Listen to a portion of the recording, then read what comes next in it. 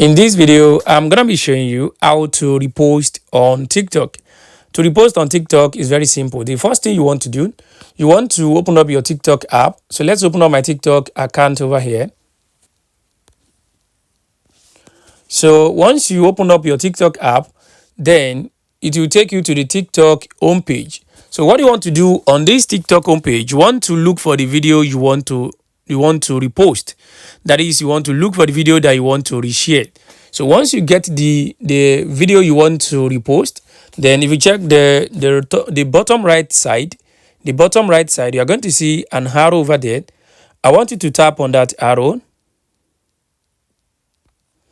So once you tap on that arrow, if you check the left side here, at the bottom here, you can see the left side we have where it says repost.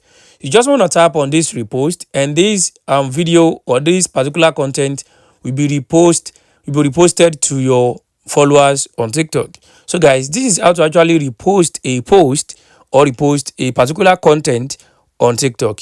I hope this video helped you. Thanks for watching.